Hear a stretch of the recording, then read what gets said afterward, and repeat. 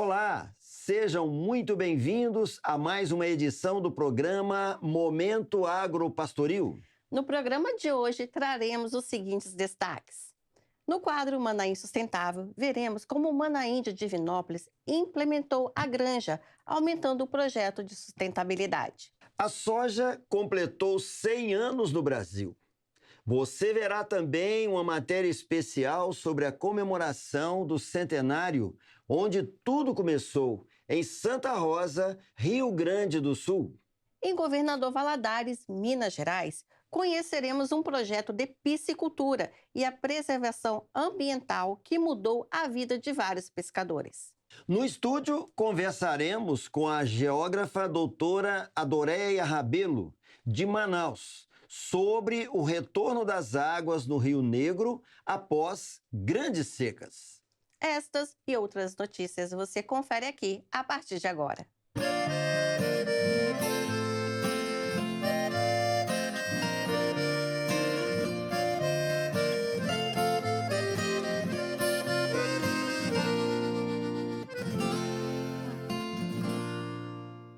Dando sequência à série sobre o Manaim de Divinópolis, em Minas Gerais, no quadro Manaim Sustentável de hoje falaremos sobre a implantação de uma granja no local. Veja agora.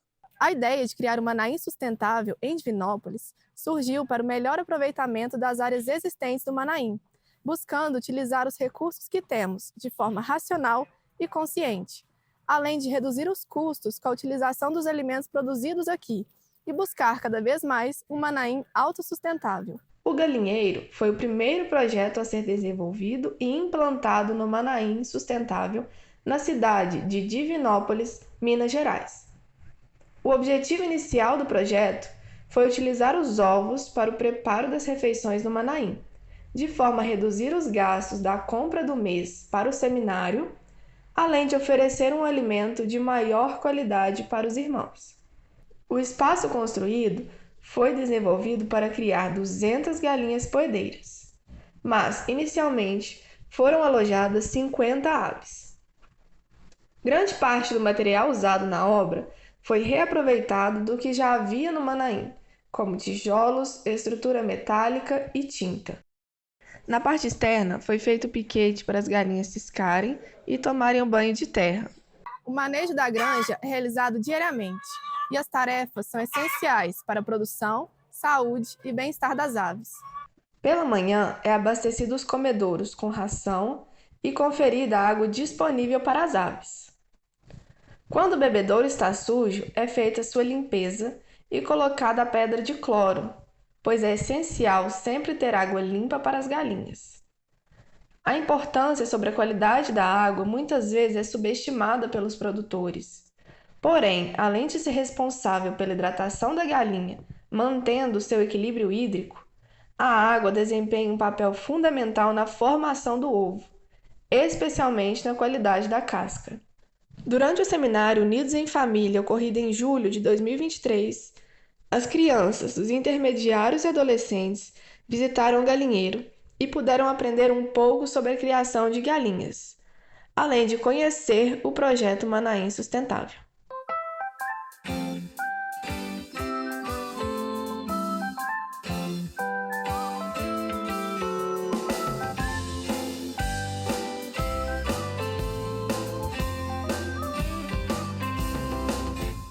Quero destacar que a cada 15 dias, junto às datas dos seminários, os produtos produzidos no Manaim ficam disponíveis para aquisição pessoal.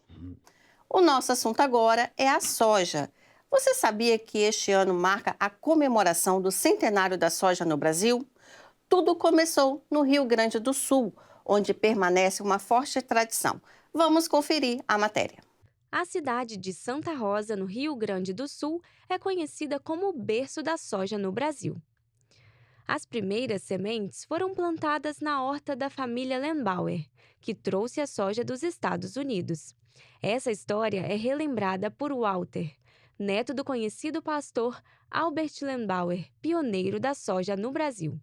Então foi a irmã dele, Catarina, que convenceu ele de botar um punhado de sementes numa garrafa E foi isso, não foi uma garrafa cheia como essa aí, mas um punhado de sementes e lacrar a garrafa muito bem por causa do ar marítimo. O vô tinha muito medo que ia danificar as sementes. E por isso mesmo ele não levou no bolso da calça, na manga da camisa, nada disso. Ele levou numa garrafa selada, porque se não fosse assim, a viagem de navio levava mais de 3 semanas e então as sementes jamais teriam chegado ao Brasil intactas. E eles saíram de Nova York no dia 6 de outubro de 1923. Chegaram aqui no porto no Brasil e aí novamente tiveram que pegar um trem para Ijuí, porque era onde parava o trem. E de Ijuí pegaram uma charrete, uma carroça, não sei o que era, mas aí chegaram aqui em Santa Rosa no dia 12 de outubro, desculpe, no dia 12 de novembro de 1923. E a minha avó contava que o vô chegou em casa, aqui na linha 15, e a primeira coisa que ele fez foi saiu da charrete, da carroça, nem prestou atenção para os 2 filhos, que agora tinham 2 filhos, e para a avó. Ele saiu, abriu o baú, tirou a garrafa com a soja e foi plantar aquelas sementes. E o vô disse assim: quando essas plantas produzirem, vocês ficam com a metade, mas a outra metade dão para os seus vizinhos, os seus parentes, os seus amigos. Se vocês não quiserem fazer isso, tragam de volta para mim que eu faço. Nesse meio tempo, ele plantou as outras 160 sementes e fez a mesma coisa no ano seguinte. E assim a soja se espalhou pelo estado rapidamente, porque ele dava semente para todo mundo que ele via na rua, nas congregações, em tudo que é lugar, ele dava uma caixinha de fósforo. Eu acho que se o meu avô visse a transformação que isso trouxe, não só para o Brasil, mas agora o mundo todo, eu acho que ele sentaria no cordão da calçada e choraria, de alegria. Uma história que segue viva, não só na memória da família, mas que reverbera por toda a sociedade. O Alderlenbauer foi recebido com honra na 24ª edição da Feira Nacional da Soja, a FenaSoja. A edição deste ano comemorou o centenário da soja no Brasil, celebrando o passado, mas com um olhar voltado para o futuro. A feira, que se consolida como a maior feira multissetorial do país, mais uma vez reuniu milhares de expositores e visitantes. O mundo do agronegócio, alinhado às inovações tecnológicas, atraiu famílias, empresas, agricultores, patrocinadores e produtores rurais. A FenaSoja mostrou o potencial do setor rural. A programação foi recheada de conhecimento, palestras e troca de experiências. A categoria dos expositores, assim, um nível, falando para o presidente, a barra subiu muito, né, o pessoal caprichando demais nos estandes, então tá imperdível, né, está uma cidade, né, magnífica.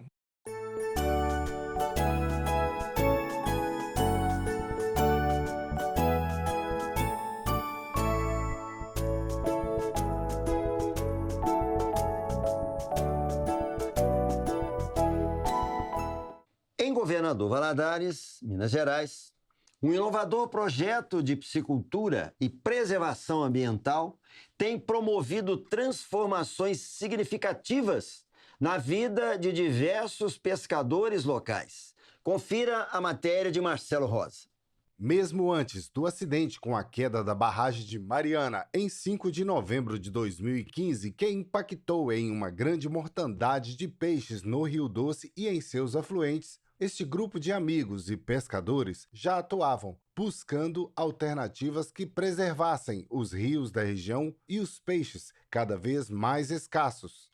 Na busca de soluções, surgiu uma ideia que se converteu em uma ação conjunta com investidores e assim surgiu a Copard, que é uma cooperativa de pescadores com apoio da APARD. Muita rede, muito tudo, muito armadilha de toda forma. E e a gente concluiu que não, o rio não comportava aquilo, e por isso o peixe estava desaparecendo. Pressão muito, muito intensa. Nós contamos quantas redes podia ter no rio, e a gente chegou à conclusão, com esse trabalho de levantamento, que a qualquer hora, de qualquer dia no ano de 2011, tinha 100 mil metros de rede dentro da água, só dentro do município de Valadares, que são 50 quilômetros. Quer dizer, o peixe botou a carinha para fora da toca, de trás da pedra, ele estava deparando com a rede. Bom, então o que fazer? E se a gente ensinar o pescador profissional a pescar, a criar peixe? Assim nasceu a ideia da piscicultura, né? Vamos ensinar esses caras que é muito mais fácil criar o peixe, que ele vai ter renda o ano inteiro, não precisa de ficar preocupado, e assim fizemos. A missão agora é tratar dos peixes para que eles cheguem ao tamanho e peso ideal. Então, os pescadores poderiam vender e obter resultado no negócio de forma mais equilibrada entre o lucro e a preservação dos recursos do rio. Hoje são 13 famílias que vivem aqui nesse projeto social, né? Eles entraram com o trabalho, eles entram com o trabalho, o resultado é todo deles. A parte não tira dinheiro nenhum daqui. Toda a renda daqui é voltada para eles, né? E a gente conseguiu aqui com promoções da parte, mas com apoio da Fundação Banco do Brasil. Agora tivemos, o ano passado, um apoio financeiro da Fundação Renova para aumentar em 60% a produção. Com isso, a gente colocou mais 6 pescadores, mais 6 famílias, né? E assim vai o projeto. E ele é sustentável, roda sozinho. Cria peixe, compra levino, compra ração, cria os peixes. 8 meses depois, o peixe já está em ponto de abate, né? Vende-se os peixes, a gente vende aqui no varejo, na estrada. Alguns revendedores também compram aqui, alguns pescam pague. E assim o negócio gira, né? Como eu te falei, 13 toneladas por mês, atende bem às necessidades financeiras de 13 famílias. E eles estão bem, graças a Deus. Começaram aqui, ninguém tinha carro, hoje todo mundo tem carro. Maravilha, né? Hoje todo mundo tem assim, um certo conforto em casa, pode criar os filhos com mais dignidade, tem perspectiva de futuro, né? É tudo que a dignidade humana deseja, não é isso? Nós encontramos aqui o Gilmar, que em viagem, passando aqui em frente à Parde, não pôde resistir, né, Gilmar? Conta pra gente. Verdade. Boa tarde para todos que estão ouvindo esse áudio. Passando por aqui, a gente não resistimos a comprar um peixe aqui, porque o peixe daqui é um peixe de muita qualidade e muito indicado, requisitado por todas as pessoas circunvizinhas dessa cidade. Então, passando nós novamente aqui, já pela terceira vez, passamos aqui, compramos um peixinho para levar para casa, para comer frito, né? Que não pode passar aqui e não comprar. O resultado está garantido para o sustento da família, preservação do rio e para os clientes que sempre vêm buscar um peixe fresco e de qualidade.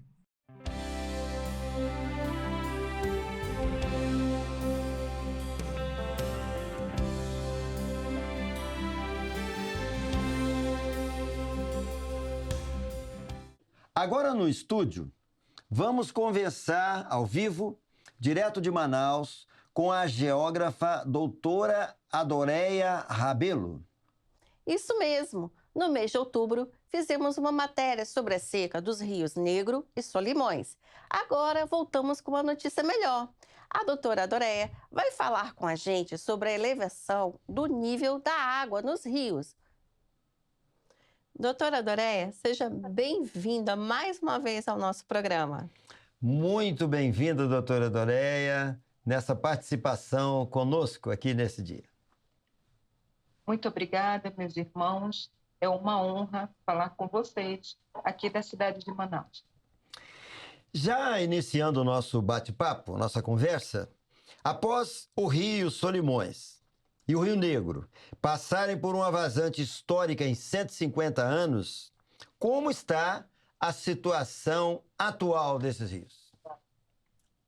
Hoje, esses rios, eles estão enchendo, não numa forma assim da normalidade, eles estão enchendo com um pouco de atraso. porque nós ainda temos efeitos tanto dos eventos El Niño como dos eventos Laninha. Esses eventos, eles ocorreram praticamente em todo o Brasil. Então, por exemplo, o excesso de chuva que vocês viram no sul do país são sistemas de Laninha.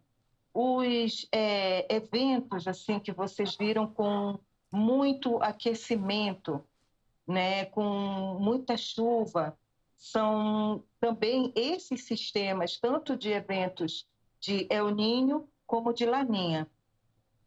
Por quê? Porque são sistemas que estão dentro da circulação geral da atmosfera e aí causam essas alterações.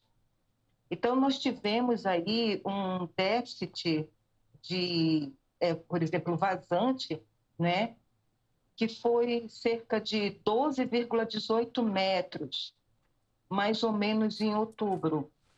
Agora, em meados de dezembro, o rio já está com 15,34 metros. Significa que ele cresceu aí, ele subiu, aliás, na ordem de 3 a 3,5 metros. Muito bem. Então, doutora Doréia, as alterações climáticas influenciam diretamente nessa vazante e nessas cheias dos rios? Sim, as mudanças climáticas, elas vêm interferindo de forma gradativa. Além de ter essas questões associadas à natureza, que é a circulação geral da atmosfera, a entrada dos ventos alísios, os sistemas de massas de ar que sofrem aquecimento dentro da atmosfera, como os eventos El Niño e Laninha. Nós temos hoje situações associadas ao desmatamento na Amazônia, não é? Então, você tem hoje o estado do Pará com um dos maiores índices de desmatamento. O estado do Amazonas aí em segundo, terceiro lugar, com níveis de desmatamento. E esses desmatamentos também, eles podem causar aquecimento na atmosfera. Olha, a situação na Amazônia hoje, ela é tão grave, que a gente olha muito assim para o clima, né? A gente sempre vai olhar para o clima. Mas, se nós olharmos para o solo, a Amazônia pode se transformar em um imenso deserto de areia, sem que deixe de cair uma gota de chuva na Amazônia. Porque nós temos solos de origem sedimentar. Esses solos são arenosos.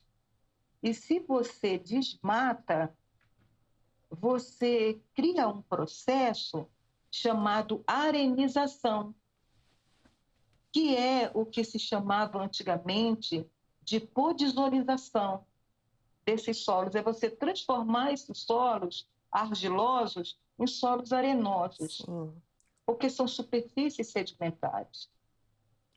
Então, tanto o clima como as condições do solo são favoráveis a essas mudanças. É um ponto importante, né, que muito não é discutido, debatido a respeito. É preocupante. Pode se transformar em um deserto.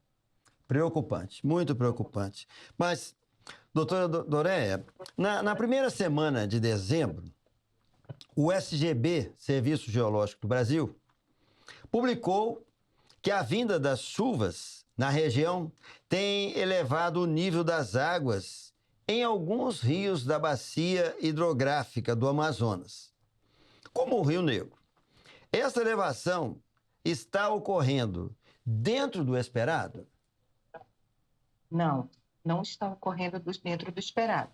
Como eu falei para vocês, nós ainda temos, dentro do sistema de circulação geral da atmosfera, as zonas de aquecimento, tanto pelo lado do Pacífico como pelo lado do Atlântico, tanto no setor leste do Brasil como no setor oeste da América do Sul. Então, o que acontece? Essas chuvas, elas estão atrasadas. e o nível dos rios sobe de forma particular de acordo com os níveis de precipitação. Então, estamos com um atraso. Esses atrasos, como grande parte das cidades na Amazônia, elas estão dentro dos lagos, essa população ainda está sofrendo com a falta de água. Doutora Doré, então, falando já das populações, certamente essas populações ribeirinhas, elas estão sofrendo grandes impactos. Com a elevação do rio, já foi mitigado esses impactos ou ainda está grande a dificuldade, o acesso nas cidades ribeirinhas?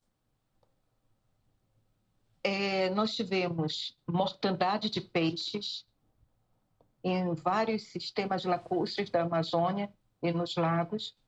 Isso ocorre porque esses animais, às vezes, variam a temperatura corporal de acordo com a temperatura do ambiente. Então, são animais que possam sofrer estresse térmico e aí esses animais vão a óbito. Então, essa variação de temperatura pode ter causado essa mortandade de peixes ou a falta de oxigênio. Isso foi com referência à fauna. Com relação às populações, nós continuamos com problemas associados a acesso à saúde, acesso aos gêneros alimentícios, dificuldade no transporte, dificuldade no sistema da pesca, da alimentação, irrigação do solo. Porque a gente, na Amazônia, a gente tem uma unidade de solo que é produtiva, que é a várzea. E a várzea, ela só consegue ser produtiva se o sistema de enchente estiver normalizado. Enquanto ele não se normalizar, essas populações não têm aonde plantar, né? Então, você continua com dificuldade de acesso à saúde, dificuldade de acesso à educação. E os dois elementos assim gritantes é falta de água potável e acesso ao gás de cozinha. A primeira questão da água, porque você não tem sistemas de poços e nem saneamento básico na Amazônia, né? Isso talvez em todo o Brasil o sistema de saneamento básico seja deficiente. Mas a gente está aí com a Agenda 30 para a gente poder superar esse processo. Com relação ao gás de cozinha, é porque as balsas não conseguem acessar essas comunidades. E aí você entra na contradição. Primeiro, falta água para beber na maior bacia hidrográfica do mundo. Sim. Depois falta gás sobre uma bacia sedimentar que tem mais de 6 bilhões de reservas de gás na Amazônia. A gente está vivendo aqui o segundo ciclo do gás na Amazônia. O primeiro foi Quari e agora o segundo é o gás de azulão em Silves, aqui entre o Médio e o Baixo Amazonas. Considerando que a estrada é o rio, né? Falindo o rio, não tem estrada. Não tem comunicação. Pois é. Então, doutora, a atividade econômica dessa população ribeirinha está sofrendo um impacto negativo grande, com certeza, né? Sim, sem sombra de dúvida. Cerca de 700 mil pessoas ainda estão sofrendo com a seca na Amazônia. É um número muito grande. É muito grande. Impactante, né? Até mesmo a informação acaba sendo impactante. Bom, doutora Doré, eu quero te agradecer por esses esclarecimentos tão importantes para nós e para o nosso público também, porque assim, é uma informação que a gente não vê em qualquer lugar. Então, se passou particularidades da região que nós sequer poderíamos imaginar. Agradecemos muito a participação da senhora conosco por essa informação que traz um certo susto, né? Mas é necessária, com certeza, né? Muito agradecido a participação da senhora conosco. Eu que agradeço, meus irmãos. A paz do Senhor a todos e todas. Amém. Assim, chegamos ao final do nosso programa de hoje. Quero agradecer a você que nos assiste. Nos vemos na próxima semana. Te esperamos na próxima semana. Até lá!